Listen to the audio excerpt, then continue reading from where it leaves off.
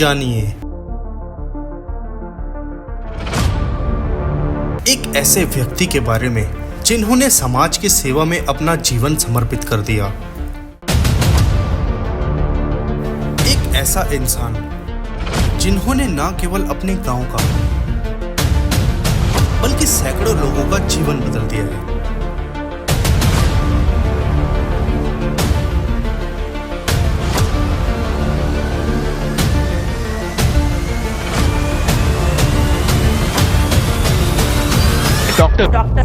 Doctor VP Singh.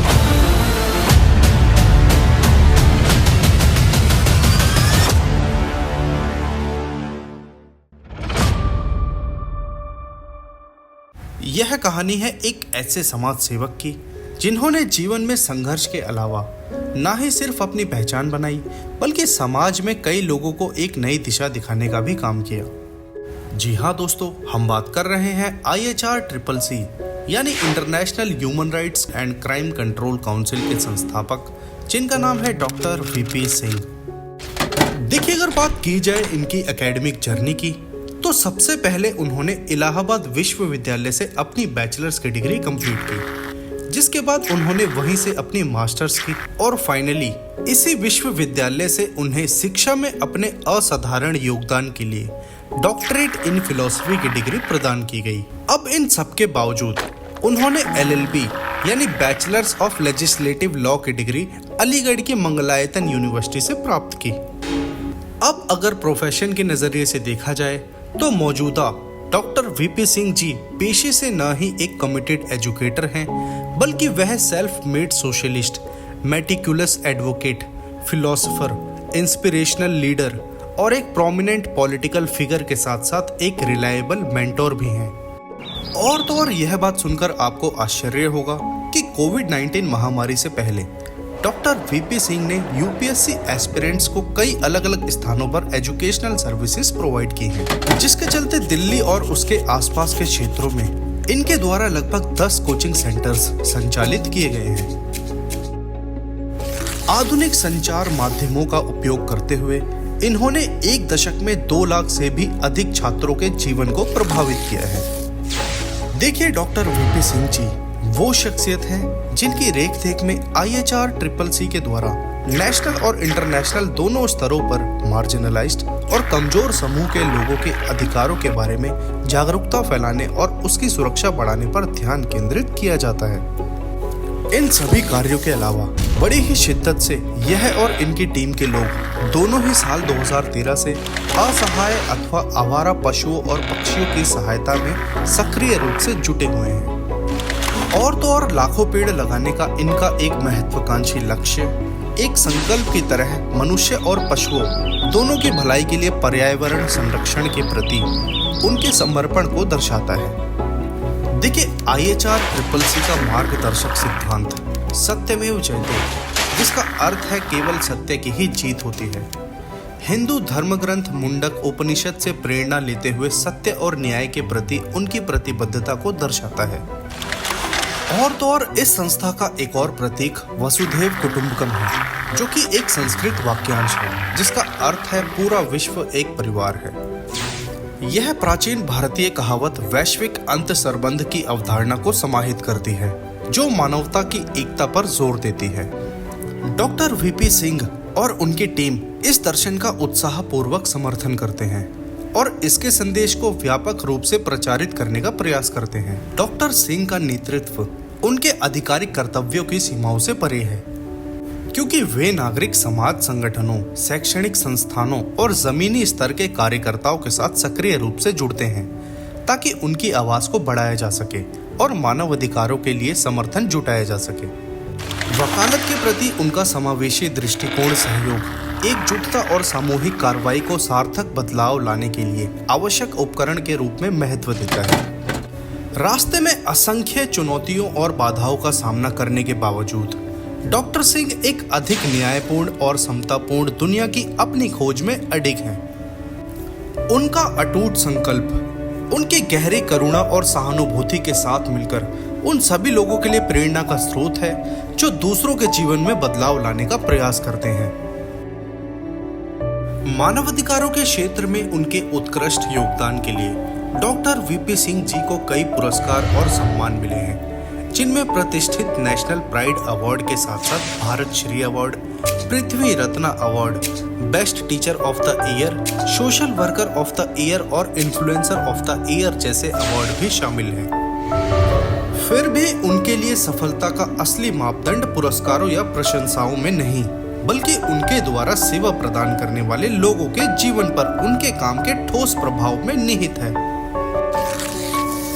दोस्तों, international human rights and crime control council दरअसल अद्भुत भारत के दृष्टिकोण को आगे बढ़ाने के लिए समर्पित है, जो अद्भुत भारत की अवधारणा को मूर्त रूप देता है।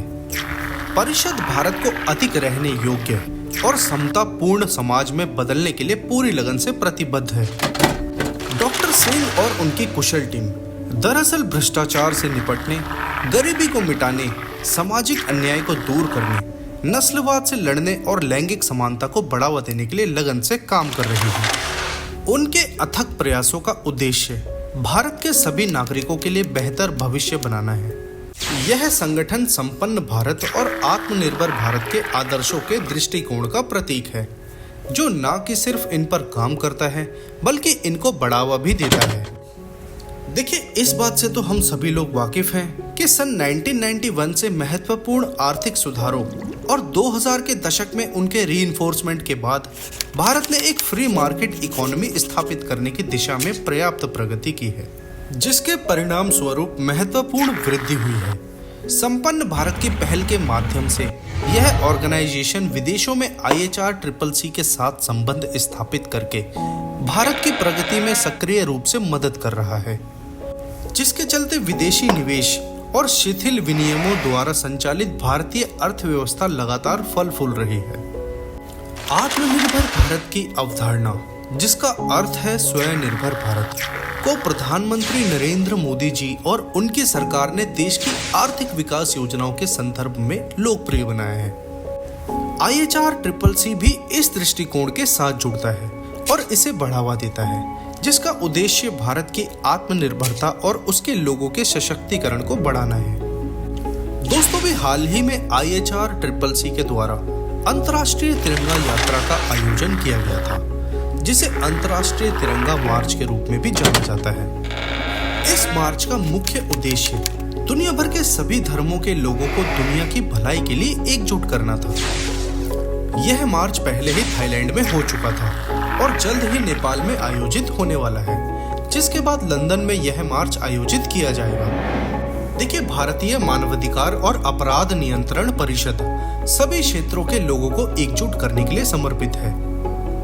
जाति और धर्म के आधार पर संघर्ष और विभाजन देखना निराशाजनक है और यह संस्था ऐसी असमानताओं को मिटाने के लिए प्रतिबद्ध है। इसका प्राथमिक उद्देश्य दरअसल एकता और सहयोग को बढ़ावा देना है, जिसका अंतिम लक्ष्य भारत को वैश्विक शक्ति के रूप में स्थापित करना है। एकता को बढ़ावा देकर संगठन का मानना है कि व्यक्तियों को सत्य का अनुसरण करने और राष्ट्रवाद के सिद्धांतों को अधिक गहन और प्रभावशाली तरीके से बनाए रखने के लिए सशक्त बनाया जाएगा। साथियों, आपकी जानकारी के लिए बताता चलूं कि इस संस्था के चीफ कमिश्नर द्वारा 2 ग्रैंड इवेंट्स ऑर्गेनाइज किए जाते हैं, जो कि है भारत ध्वज महोत्सव यानी इंडिया सॉइल फेस्टिवल और दूसरा है भारत ध्वज महोत्सव, जिसका मतलब है इंडिया फ्लैग फेस्टिवल।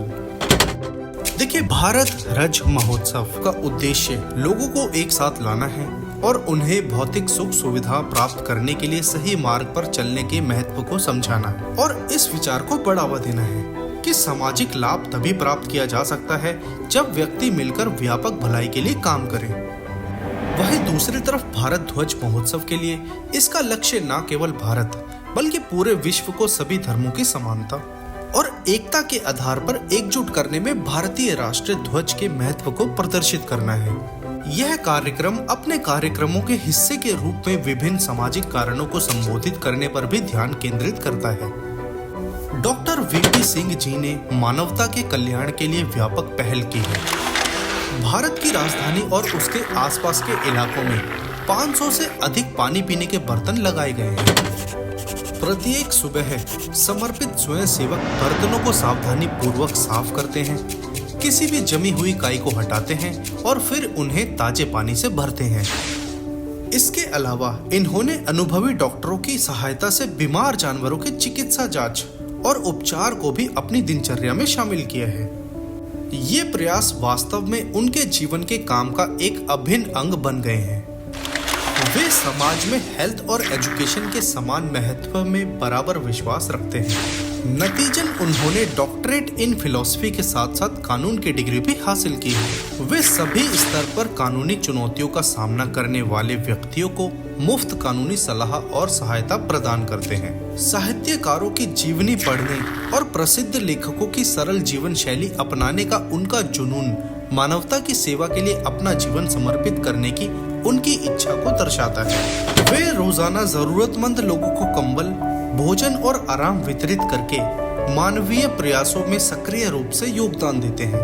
वे कम भाग्यशाली लोगों की मदद करने के सिद्धांत का पालन करते हैं और रिपब्लिक इंडिया जैसे प्रमुख प्लेटफॉर्मों पर साक्षात्कारों के माध्यम से अपना संदेश साझा करते हैं। उनकी वकालत अंतर्राष्ट्रीय स्तर पर फैल गई है और आज के समय में विदेशी देशों ने उनके द्वारा समर्थित NGO IHRCCC के साथ सहयोग करने में रुचि व्यक्त की है।